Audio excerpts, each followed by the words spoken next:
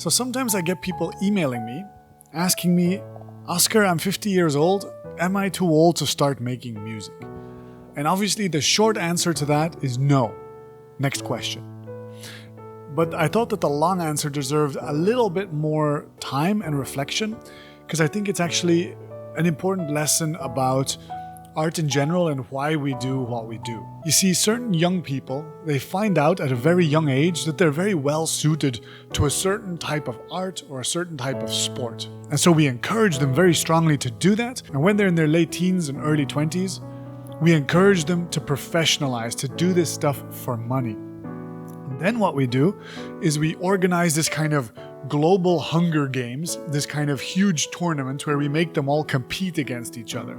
And we give them awards and prizes, and we figure out who our favorites are. And whether you call that tournament the music business or the Oscars or the Emmys or the Football League or the Olympics, whatever you want to call the tournament of your choice, it is in the end just some kind of entertaining Hunger Games to see really talented people compete with each other, because it's just, it's good television. It's entertaining for the rest of us who are sitting on the couch, and we can choose our favorites and we can say, I like that, I don't like that, without ever having to do anything ourselves. This is the world of professional art versus the people who are just art consumers. And so there were a few years that I was training to do jiu-jitsu, and there you could see it really clearly. Like, you show up to training every week, but you see that there are these tournaments where there's this sort of elite group of 20-something-year-olds who are like in the absolute peak condition of their life, competing for the gold medal in like these crazy, always heightening skill levels. And it's just, these people are absolute beasts, and they deserve a lot of respect and credit for what they do. It's really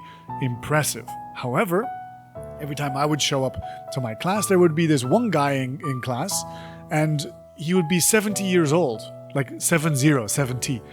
And he would still show up to class, this fragile old dude, and he would practice kind of gently.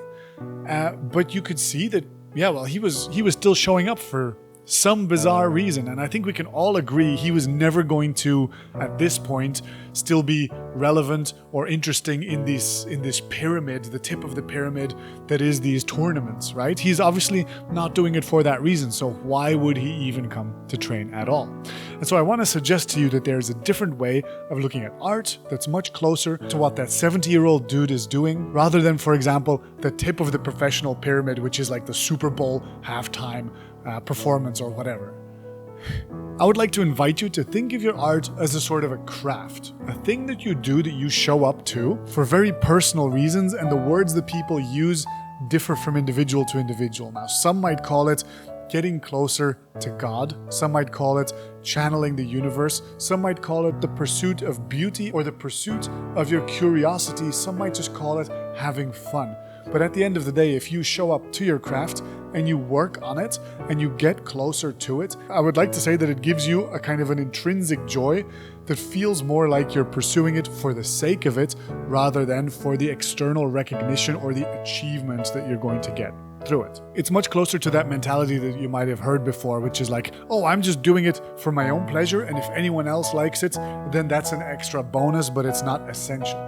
I mean, just existing is a creative act in and of itself, and every moment is a moment of holy and divine creation, if you think of it really. And it doesn't really matter if there are awards handed out for this stuff or not. And I understand that it can sometimes be a bit confusing when every one of us has access to the global Hunger Games that is social media and likes and quantifiable popularity.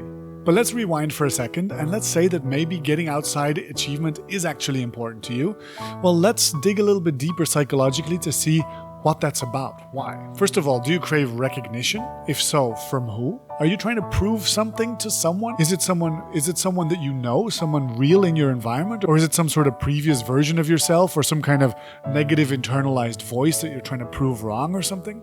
Maybe that's worth unpacking. And honestly, I'm not qualified to say more about that. I would say therapy is actually the right place to start unpacking that, saying, I feel like I need to prove this to this person. What can I do with that emotion? Another common motivator is money. And let me tell you straight up that through sheer appreciation of your art, you're probably not going to earn any money. Some people do, but they're a very small minority, and it's not for most of us, even really talented musicians. But interestingly enough, money means a lot of different things to a lot of different people. So what does money even mean to you? Is money a way for you to escape from a job that you don't really like? maybe that's something you can address in itself. Maybe you can try and build a life for yourself that you don't feel like you need to escape from. And you could do that incrementally and through some small but good decisions. But getting a lot of money from publishing your music, it's very unlikely that that's going to turn into a sustainable income. It's possible, again, everything is possible, and there are examples of people who have made it, but I just wouldn't recommend you counting on it. And instead of earning money directly, maybe you can instead turn that impulse into acts of service, like this guy over here. Why don't you say something, Oscar? Yeah, thanks, Oscar. It's definitely true. In terms of like outside achievement and in terms of commercial success, I've never really achieved much in the world. I'm 37 now. I'm never going to be, the Taylor Swift of the world. So does that mean that I'm a complete failure or some kind of loser? I'd like to think not. I think that I've stayed connected to my passion and my love for music, and I've kind of achieved something instead through acts of service by going out there and helping other people connect to their love for music. And that's kind of what I keep doing on the YouTube channel and in my courses and stuff like this, is I try to bring people just a little bit closer to that feeling of love for music that I feel, and hopefully they feel it as well.